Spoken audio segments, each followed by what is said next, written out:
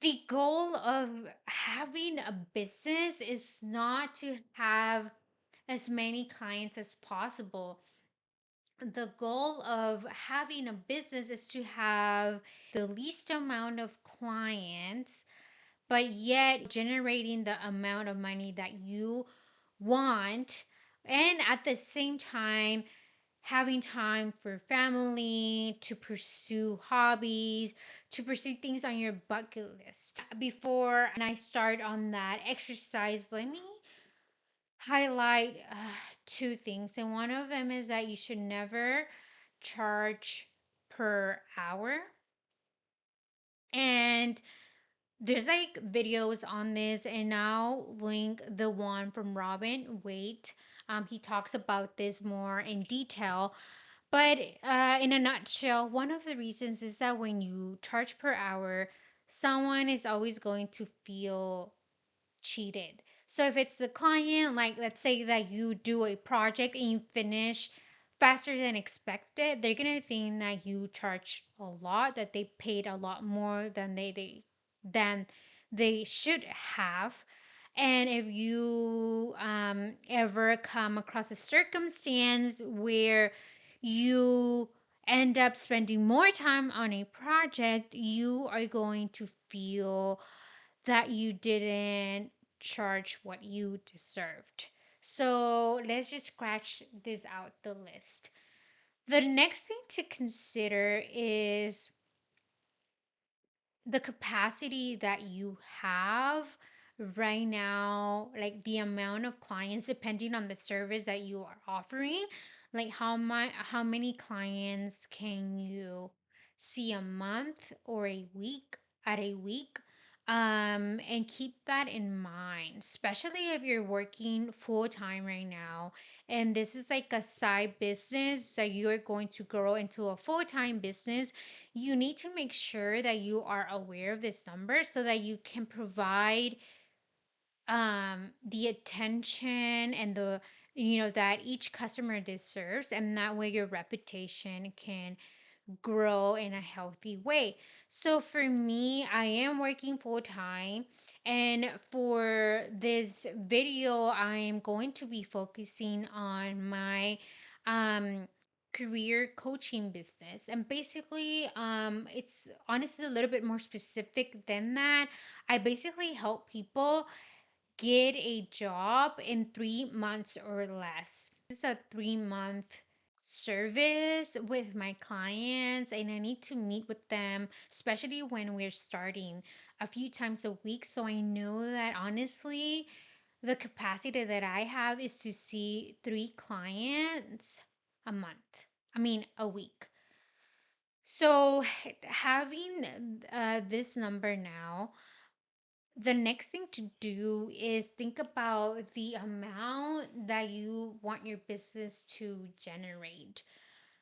And one of the ways where you can get this number is just copy and paste like the salary that you are earning in your business, or the average salary, the average income that businesses earn doing the same type of service that you are going to be doing. So for me, I came up with this number, 108,000 a year.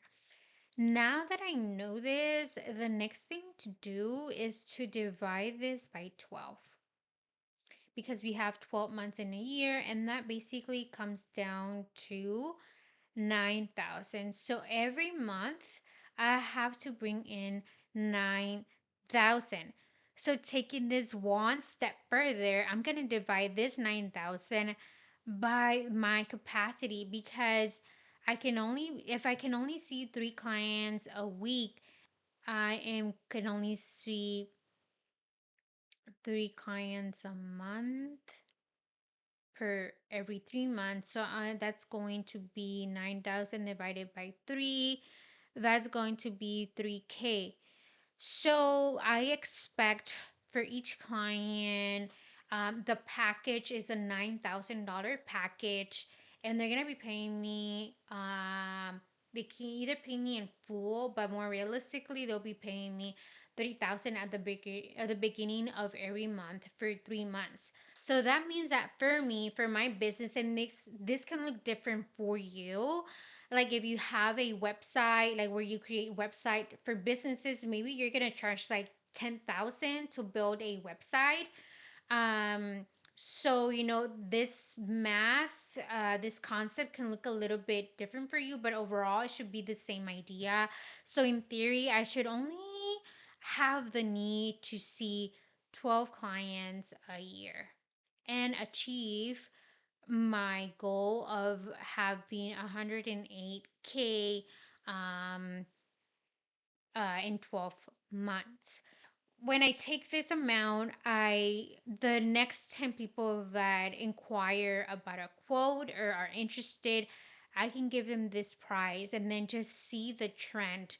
If all of them say like, like, oh no, it's too expensive, or they're on the fence, we can analyze this number a little bit further. But before you decide to decrease that amount, I would suggest you to think if you're going to the right audience. Because sometimes, like for taking my example, if I go to college students that just graduated from college and tell them, hey, I can help you get a job, but you have to pay me 9K. I mean, they just graduated. They don't have that. Majority of students will not have that amount of money. But if I go and in search of those people that have been in the industry and the workforce for 3 to 5 years, it's most likely that they are going to have that amount of money. Another reason why you should charge more than the average person that does the same service as you is because that way you'll get people that really value your service and what you are offering. Going back to my business, I am in need of really having people that are going to put in the time and effort in this coaching plan, because I can tell them, give them all of the instructions, but if they don't do it, they are not going to get a job in 90 days or less. So they are not going to get the results. I am going to fail as a coach. And that's not going to be a good track record. So one of the ways that I can ensure that I really get people that are going to be invested in this project is by charging more, because the more you charge, the more people are going to appreciate and say, hey, I paid so much, like I'm just going to dedicate and do the work that they're telling me to. Give it a try, and we'll see each other in my next video. Have a good day. Bye bye.